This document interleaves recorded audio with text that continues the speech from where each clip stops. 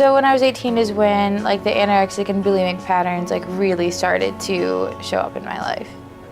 And I didn't really know what was going on. I didn't know it was like a dangerous thinking pattern. And I was like in the music scene and like meeting different people than I had been or that I had known previously. And I was like really worried about like what they thought of me and if I was like pretty enough to like actually go far as a musician. And then there were a few things that people said to me, just like offhanded comments that they didn't really like mean anything by. And then it was also like a coping thing because like I had just moved out on my own and I was working a minimum wage job, and, like, you know, struggling financially. And then there was also on top of that like a falling out with like my best friend. And so like she left, and after that it was really like this downward spiral. It got a lot worse. It got to the point to where I couldn't like walk upstairs without like being exhausted or do laundry, like clean my apartment.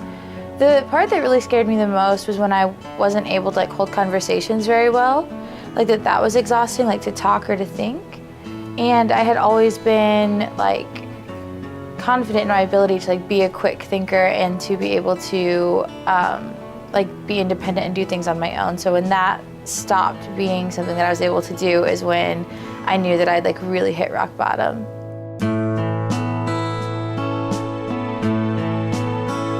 I thought for sure that like if I was thinner, I would get asked out more, guys would be more interested in me, I'd have more friends, I'd be able to do all of these things, and then none of that happened. It was the exact opposite. My hair started falling out. I couldn't like sit comfortably because there was like no fat on my body at all. Like sleeping was uncomfortable, and I couldn't work. I couldn't like maintain any relationships because I couldn't do anything. I couldn't go out on dates. Like I couldn't function at all. I think that with any mental disorder, because it is like a mental disorder, you don't really know that it's happening. You're not like, oh, I'm gonna be anorexic or I'm going to be bulimic. It doesn't start like that. It's not like a conscious decision most of the time. Like, it's more something that is just like smaller steps that lead to these things.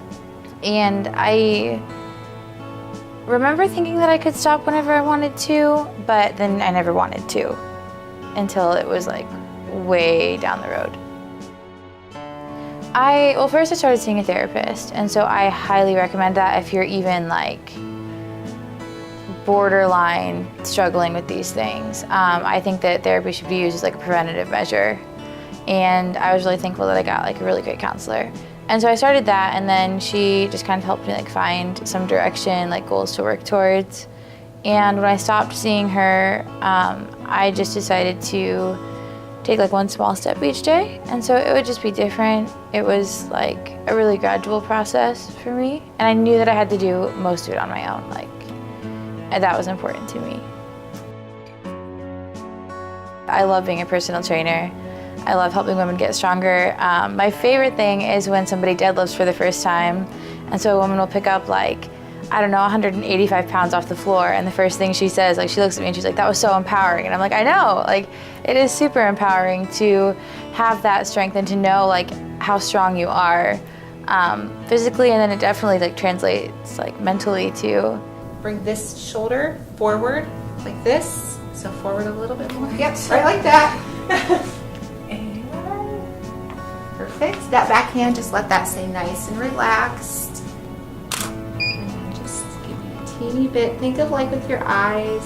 I mean, there are ways to be thinner and to change your body that are positive. And that's a big part of what I do is like the positive approach. It's on my website and everything, because you can't beat your body into submission. You need to be working with your body and not against it. And that way you can, like having a physique goal is perfectly fine. It's just being able to have it and achieve it like in a healthy way that's not like running your life. There you go. That was good. I think one of the biggest differences between how I think now and how I thought then is that the focus isn't on my appearance as much. I'm like really proud of like who I've become and like what I've accomplished and being independent again. And I find a lot more satisfaction in those things than like compared to like what I see in the mirror.